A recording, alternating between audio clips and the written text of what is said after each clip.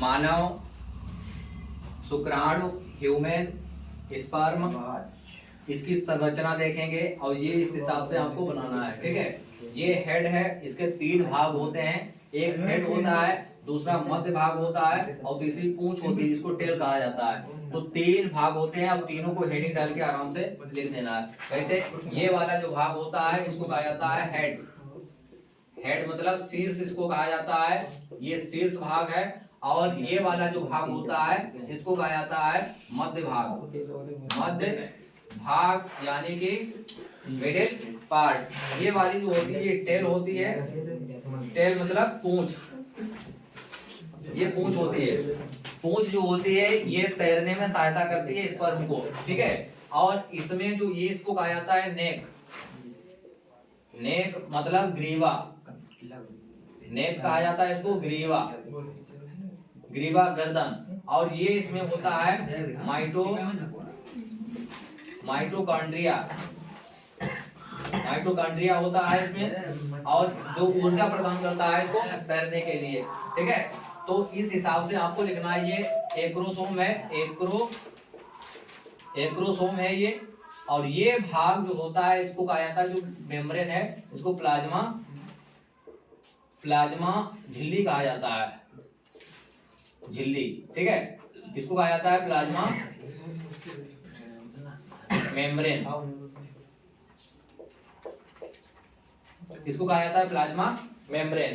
तो इस हिसाब से आपको स्ट्रक्चर इसका बनाना है। ठीक है, ऐसे करके बनाना है। ये हेड आ जाएगा पूरा, और ये वाला मध्य भाग हो जाएगा, और ये वाली पूंछ हो जाएगी। ठीक है, जो इसको तैरने में सहायता करेगी। ठीक है, तो इसका जो हेड होता है, एक्रोसोम ऊपर टोपी होती है।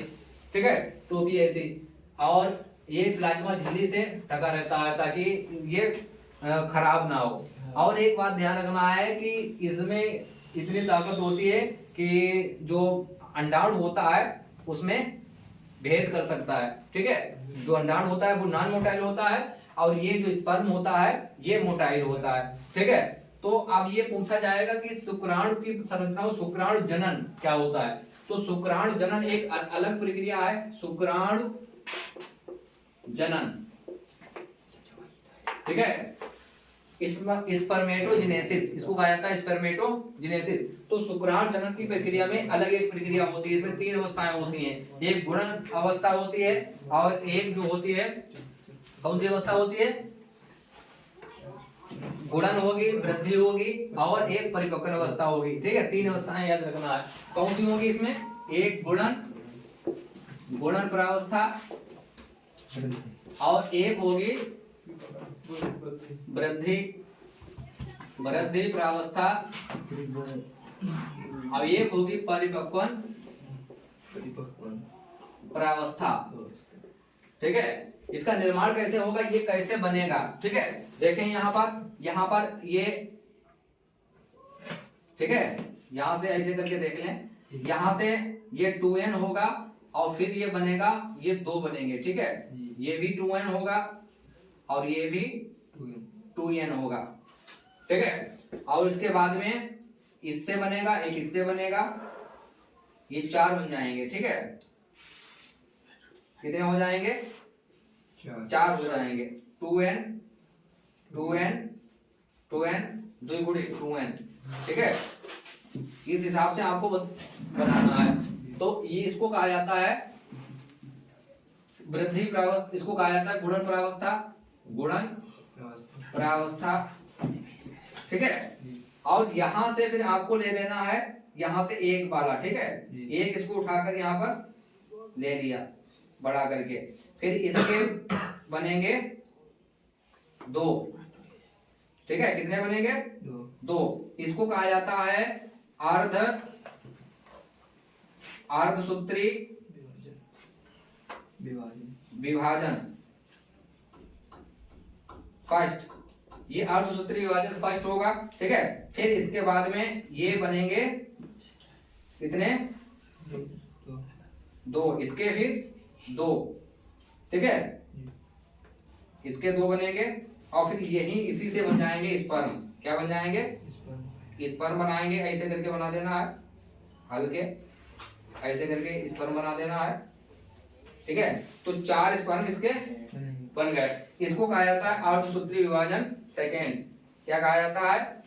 अर्धसूत्री विभाजन सेकेंड, ठीक है। तो इस हिसाब से आपको बताना, एक लेना है, 1 से 2 बन जाएंगे, 2 से 4 बन जाएंगे, फिर 4 वाले में से एक को पकड़ लेना है, इसमें अर्धसूत्री विभाजन करा देना है, उसके बाद में 2 बनेंगे, 2 से फिर 4 बन जाएंगे। चारों ये मैच्योर हो जाए, इसको कहा जाता है परिपक्वन अवस्था। ये वाली गुणन अवस्था है और ये वाली जो होती है वृद्धि प्रावस्था है, ठीक है, वृद्धि प्रावस्था।